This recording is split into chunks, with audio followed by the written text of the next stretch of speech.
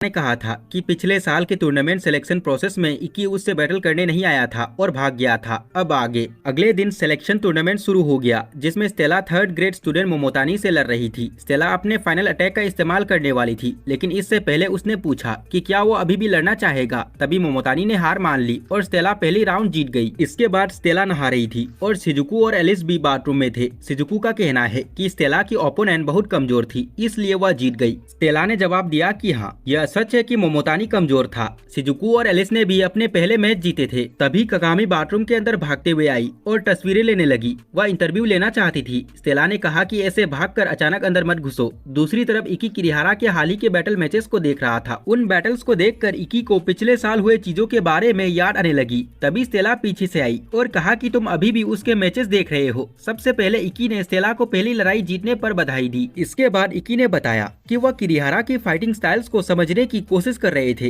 किरिहारा अपनी एबिलिटी ओबोरोजुकी का यूज करके खुद को हाइड कर सकते थे और इनविजिबल हो सकते थे। ऐसा करने के बाद किरिहारा दूर रहकर एक सुरक्षित जगह से अपने ओपोनेंट पर हमला करते थे, यहाँ तक कि वो अपनी स्मेल तक को भी छुपा सकता है। इकी ने हंसते हुए कहा कि अगर स्टेला किरिहारा की ओपोनेंट होती तो किरिहारा बैटल से पीछे हट जाता, क्योंकि स्टेला अपनी वाइड रेंज फायर अटैक का उपयोग करके पता लगा सकती है कि किरिहारा कहाँ छुपा है। इसलिए किरिहारा ऐसे ओपोनेंट से दूर रहता है। मगर इकी के फाइटिंग स्टाइल्स के हिसाब से किरिहारा उसके लिए एक स्ट्रॉन्ग ओपोनेंट है। किरिहारा हमेशा खुद को हाइड करके एक सुरक्षित जगह से अपने ओपोनेंट पर हमला करता है, इसलिए किरिहारा को द हंटर नाम से जाना जाता है। स्टेला कहती है, क्या तुम मुझसे लड़ने के लिए तैयार हो? इकी कहता है, क्या तुम्हें मेरी चिंता हो रही है? स्टेला कहती है, नहीं, ऐसा कुछ नहीं है, मैं बस नहीं चाहती कि तुम उसके जैसे आदमी से हारो। इकी फिर से कहता है कि वह किरिहारा को हरा देगा, क्योंकि उसने उसकी एबिलिटी ओबोरोजुकी का मुकाबला करने का एक तरीका ढूंढ लिया है। उसका कहना है कि वह इस बार कुछ भी करके जीतेगा। अगले 2 घंटे में इकी और किरिहारा के बीच बैटल शुरू होने वाली थी। बैटल से पहले इकी अपने शरीर को फिजिकली फिट रखने के लिए रनिंग कर रहा था।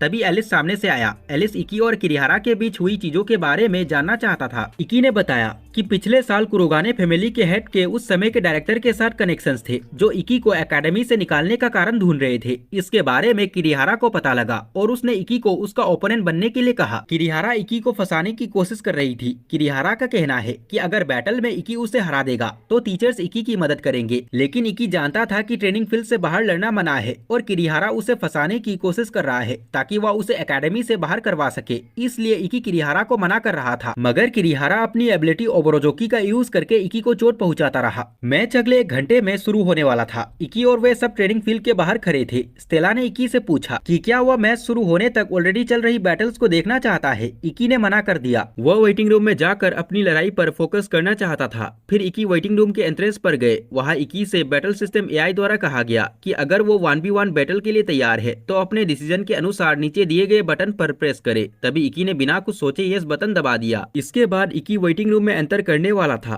तभी नेने साइको नाम की एक लड़की वहाँ आई और बोली, मैंने अब तक किसी को तुरंत यस बटन दबाते हुए नहीं देखा। अब तक कई स्टूडेंट्स यहाँ आए और डर कर भाग गए। इकी ने जवाब दिया, अब जाके मुझे एक ऑफिशियल मैच में लड़ने का मौका मिला है, इसलिए मुझे इस बारे में सोचने की जरूरत नहीं है। नेने साइको एक डीमन प्रिंसेस थी। एकेडमी में हर कोई नेने साइको के बारे में जानता था। नेने और डायरेक्टर सिंगू जी एक दूसरे को बहुत लंबे समय से जानते थे और अब नेने साइको इस साल पार्ट टाइम इंस्ट्रक्टर के रूप में एकेडमी में काम करेगी। तभी नेने इकी के बहुत करीब गई और बोली, मैं आज रात आपको एक स्पेशल प्राइवेट लेसन दे सकती हूँ। तभी डायरेक्टर वहाँ पर आती है और नेने को घसीट कर ले जाती है और कहती है कि अपने काम पर वापस जाओ। इसके बाद इकी वेटिंग रूम में इंतजार करने लगा। वह कंसंट्रेट करने की कोशिश कर रहा था और यह उनकी पहली ऑफिशियल बैटल भी थी, क्योंकि पिछले डायरेक्टर की वजह से उसे पहले कभी ऑफिशियल बैटल्स में हिस्सा लेने का मौका नहीं मिला था। आखिरकार बैटल का समय आ गया। अनाउंसर ने इकी और किरिहारा को ट्रेनिंग फील्ड में आने के लिए कहा। फिर इकी और किरिहारा एक ही समय में बैटल फील्ड पर पहुंचे। सारी भीड़ खासकर लड़कियां किरिहारा को सपोर्ट कर रही थी। किरिहारा इकी से कहता है, मैंने कभी नहीं सोचा था कि तुम यहाँ मुझसे लड़ने भी आओगे। अब जब तुम यहाँ हो तो मैं तुम्हारे साथ खेलूंगा और तुम्हें अच्छे से मारूंगा। इकी जवाब देता है, अगर ऐसा कर सकते हो तो करके दिखाओ। फिर किरिहारा अपने ओबोरोजुकी एरो को समन करता है और एक इल्यूजन फॉरेस्ट बना देता है और खुद को इनविजिबल मोड में ले जाता है। किरिहारा इकी को कंफ्यूज करने की कोशिश कर रहा था। इनविजिबल मोड में जाने के बाद किरिहारा अलग अलग जगहों से इकी पर एरोस से शूट करने लगता है, लेकिन इकी अपने ब्लेड इंटेत्सु से सभी एरोस को काटने लगता है। इतना ही नहीं, इकी ने यह भी पता लगा लिया कि किरिहारा कहाँ छिपा हुआ था। हालांकि किरिहारा गायब हो गया था और उसे कोई नहीं देख सकता था, लेकिन जो एरोस वो चला रहा था वो तो साफ साफ दिखाई दे रहा था। इसलिए एरोस के डायरेक्शंस को कैलकुलेट करके इकी ने पता लगा लिया कि किरिहारा कहाँ छिपा है। इकी किरिहारा पर हमला करता रहा। किरिहारा इकी के अटैक्स को संभाल नहीं पा रहा था। ऐसा लग रहा था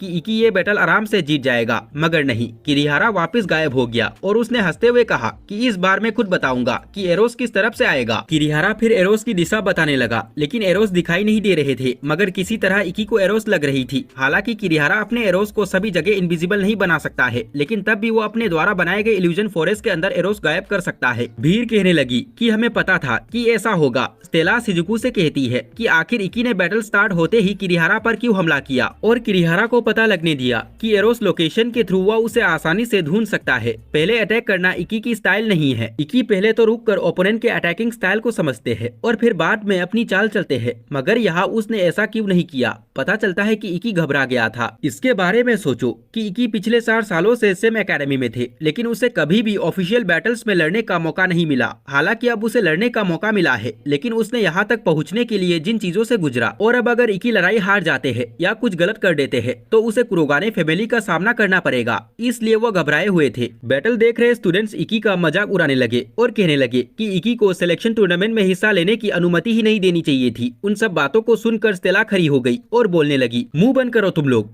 और इकी, तुम ये क्या कर रहे हो और अपने आप को एक दुखी व्यक्ति की तरह क्यों दिखा रहे हो? इस समय तुम जिस तरह बर्ताव कर रहे हो, मुझे ऐसा इकी बिल्कुल भी पसंद नहीं है। तभी इकी खड़ा हो जाता है और अपने आप पर मुक्का मारता है और स्टेला से कहता है, मुझे याद दिलाने के लिए कि मैं कौन हूँ। Thank you Stella. किरिहारा हंसते हुए कहता है कि इस बार मैं तुम्हारे सिर पर एम करूंगा। उसी वक्त इकी इतोसुरा मोड में चला गया और किरिहारा के इनविजिबल एरो को सिर्फ अपने हाथ से ही रोक कर तोड़ दिया। यह देख किरिहारा पागल हो गया और बहुत सारे एरोस से इकी पर अटैक करते हुए कहने लगा कि तुम मेरे इनविजिबल एरो को कैसे देख सकते हो। इकी किरिहारा के सभी इनविजिबल एरोस को आराम से तोड़ने लगता है। इकी इतोसुरा मोड में तो था, लेकिन यह नॉर्मल इतोसुरा मोड नहीं था। असल में इकी परफेक्ट विजन मोड का इस्तेमाल कर रहा था। परफेक्ट विजन मोड क्या है समझाता हूँ। इकी ने बैटल शुरू होते ही प्लेट स्टील टेक्निक को एक्टिवेट कर दिया था, इसलिए अलग अलग डायरेक्शन से आए एरोस इकी पर लगने के बाद प्लेट स्टील टेक्निक के कारण अब वह किरिहारा के अटैकिंग स्टाइल को समझ गया था। प्लेट स्टील वही टेक्निक है जिसे यूज करके इकी ने स्टेला को उसी के अटैक्स कॉपी करके हराया था। किरिहारा की इनविजिबल एरोस शूटिंग को समझने के बाद इकी ने अपने शरीर को तेज करने के लिए इतोसुरा का उपयोग किया,